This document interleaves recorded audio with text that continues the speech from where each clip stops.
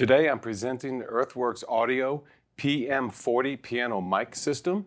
It is a dream come true for live applications and recording as well. Stick around and get the story of our use of this microphone and how we came to it.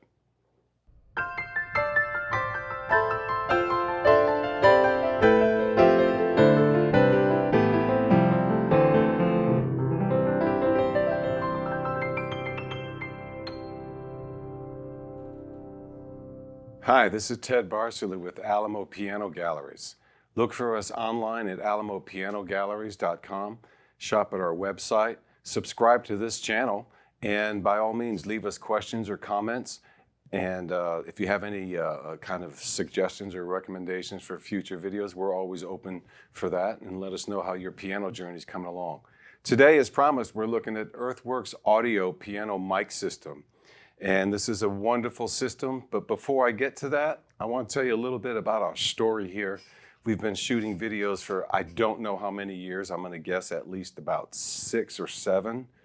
And I'd say within the last 5.5 years, maybe perhaps, we've focused in on a lot of our production quality and sound, particularly the sound, because we had a lot of comments back and forth in the early days because there was no consistency. It's taken us a while to end up with the Earthworks Audio, and we had a couple of things that we used before then. And so that's where I'm going to start. Originally, the first thing we used were just cell phones. And then we used a cell phone that had a little zoom attachment that would go into the end. So you had to hold the camera like this, and then you had these two condenser microphones that were focused like this. So the sound quality was amazing on that, and most iPhones at the time had far better video capture than the original Zoom. I think it was a Zoom 2 or 3 or something, the first little blue ones that came out, and they increased it. Finally, we went to a sound-only Zoom and used this for a number of years. And this has your line in, your line throughs, and it also has a stereo condenser pack to it. This is I don't know what model it is. It's an H6 handy recorder from Zoom. We used this for a number of years. In particular, the production crew wanted me to point out that it has a 1/4 inch, I believe, in the back, which allowed them to monitor it to get onto a microphone stand. And that really made for a nice placement over the harp and the piano to pick up a really great dual channel stereo sound. The problem with this is that we had to run these really long, extensive wires, and the cables almost ended up weighing more than the unit, and then that started to outweigh the stand. And then we weren't really happy with the consistent quality of the sound. From there, we went on to Warm Audio, and we used 2 WA-84s, which are microphones that are like this. This is a larger, big brother version of a condenser mic, very much like what you see on the end of the Zoom. These are high production quality microphones, and we had to get these little baskets to go with them so that we could get them. Each one of these microphones required the basket, and it also required a mic stand. And a regular mic stand wasn't really going to cut it for us, because the reason why we went to these dual microphones was to get into the belly of 7-foot plus and 9-foot concert grand pianos and get a really, really great quality recording sound. Originally, we had to fool with it a lot. I think we also had to change out, I'm not sure if it was actually a preamp or if it was the actual conversion interface box. So with the Warm WA-84s, we used this for a number of years, and we always knew we had great quality sound. We got to where it was 100% reliable. The downside to this, it wasn't just any old mic stand. It had to be the long extension mic stands, and they're heavier chrome, and the microphones are so tiny. And we had to also not only bring out the heavy chrome mic stands, but the sandbags to go on them to keep them from tipping over. So that, along with the XLR cables, it became a major production nightmare. And once this is, I mean, if anyone's ever even helped anyone engineer or roadie, once something gets set up, the last thing on earth you want to do is have to move it around and change it, because then all your parameters at sound check change. And that's almost always what happens with a live application. And that's why we went with this Earthworks audio. Now, we brought, I believe, both of these units because we traveled to St. Louis to go interview Michael Silverman just almost about a year ago. And Josh was sole production man on that one. He brought out all the video gear, all the audio gear, plus our backup, plus wire backups. And that was an exhausting trip for him because when he wasn't doing that, he had to take pictures of inventory. Anyway, we get to Michael Silverman's studio, and the name escapes me at the moment. And Josh starts immediately getting with Michael and the sound engineer, how we're going to do the shoot, this, that, and the other. There was no discussion about where the shoot was. It was going to happen right there at the Kawai piano. The next thing was the sound. And Michael said, hey, don't worry about a thing. I got this new thing. All I'm going to do is give you a left and right audio out, and you'll be great to go on whatever you're using. Well, Josh didn't just buy that. He had to go look at the gear, and this is what we had. It was an Earthworks piano mic system, and the heart of this system, again, is in the condenser microphones. And the beauty of it is that it weighs 3/4 of a pound. Sometimes this is referred to as a shower curtain setup because it does extend. You can get it to collapse and expand. It's great for using in grand pianos. These are also very, very flexible. You can put them in any direction you want. They're simply labeled 1 and 2 instead of left and right or A and B, which is really cool because engineers always try to set it up. The pianist is going to want it to sound like when he sits at it, and engineer sometimes is left and right, or it's left and right if the bass is over there. So the microphone configurations on albums should, I think, not always be left up to the pianist because that may not be what sounds best in the finished product. Nice thing about this, live applications, you can go to an upright and put it on there. You can leave your piano open and show off on the upright how this microphone is barely present. People will barely even notice this. On a grand piano, they basically don't know that it's really there unless they go up to the piano and look at it and look for it. On an upright piano, you can kind of see it there, unless, of course, there's 2 ways, and this is what makes this microphone system so special, is that it actually has 2 different ways that you can use it. It works perfectly well because of the way the diaphragm is designed, that it has an immediate impact and response to whatever kind of sound comes to it. It's designed to use however the sound engineer wants it, and you can use it in a closed piano system. On the grand piano, you can close it up and have the microphones in there, and you can also put it in an upright piano and close it up. The other advantage to it is that you can open up the top of both of these pianos, and the microphones are going to respond to whatever environment is there. They're designed to respond to every part of the dispersed sound coming from the soundboard, the hammers, the dampers, reflecting off of the frame, and even off of the lid, and again, the soundboard again. So everything that's living in dispersed sound inside that box, just like a guitar, will resonate and get picked up perfectly with these. We have done a number of recordings. The best first example I can say that we used of this would be the Michael Silverman interview, and whatever playing he did on his Shigeru Kawai. We used his Earthworks audio, and within a week or 2, we bought 2. One was designed so if we travel, we have a replacement, but I think someone bought one. And the person that I think bought one, I may be wrong, was a pianist here in town who we had previously recorded, I believe, on the 9-foot using the Zoom. I don't remember if we used the Warm Audio 84s or the Zoom on the Doc Watkins presentation. You can go back and listen to that. I believe it was the Zoom, and I just fell in love with that sound because the Zoom produces a really hot signal. The Warm Audio produces a flat, straight, perfect signal.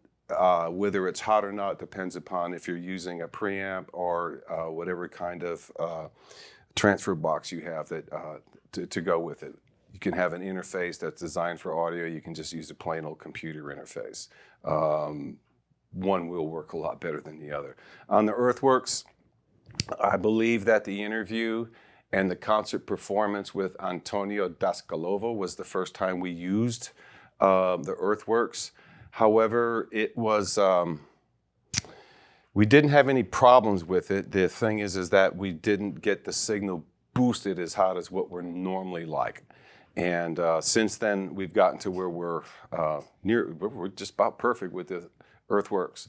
We're going to go and listen to some of the examples we have. I also use this on the SKEX, and we have used, if you go back to some of our other SKEX videos, there's one that was shot at the offsite, and I believe we used the warm audio microphones on that one. That's where Patrick and I each took turns playing for about 15 to 20 minutes. It's when we first received our second SKEX piano, and that was really exciting for us. We're going to go right over to some sound, and we're going to come back, and I'm going to wrap up talking about this wonderful mic system.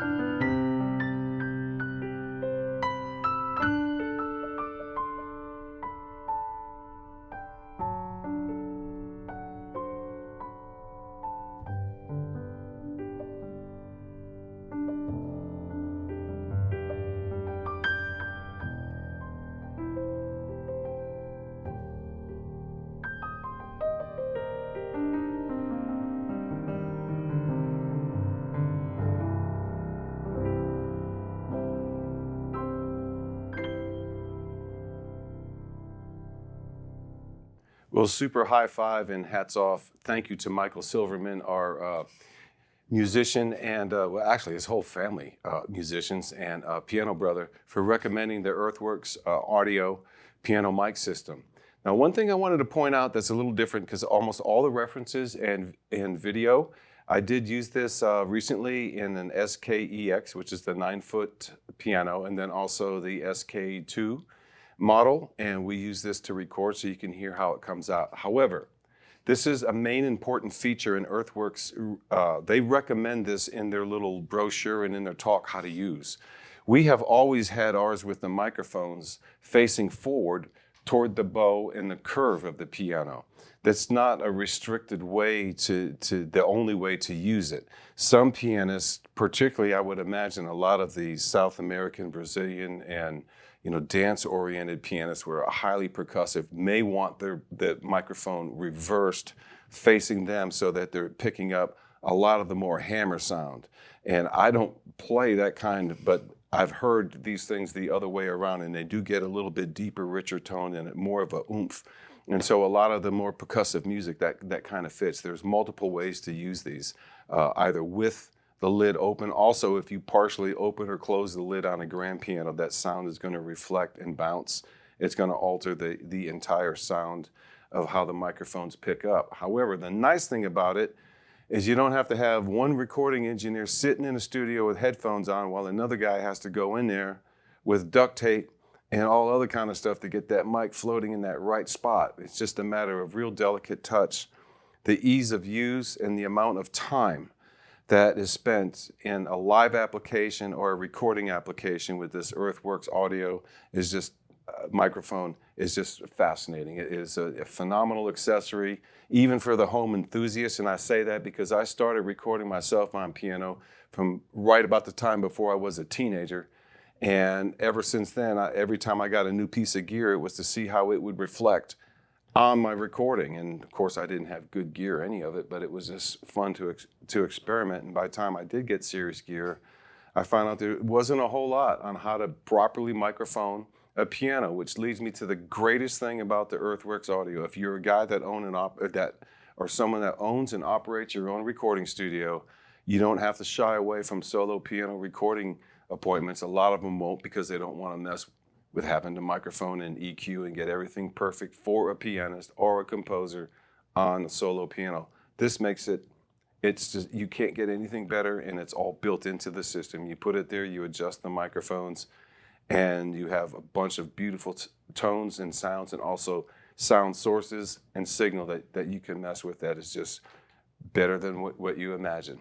Again, I am Ted Barcelou with Alamo Piano Galleries. We'll be looking for you on the internet. Send in your questions or comments you have about this or any other way to record, and we'd love to hear it. But in live applications, I'm telling you, this is almost feedback proof. It's thump proof, stage proof. It's just a phenomenal thing. And again, we have stores in Michigan, two in Ohio, 2 locations in Texas. We have a store in St. Louis and Kansas City, and I'm counting San Antonio as one location. With that, I'll look for you next time. Until then, keep on practicing and keep sending us questions and comments. We'd love to hear from you. Thanks.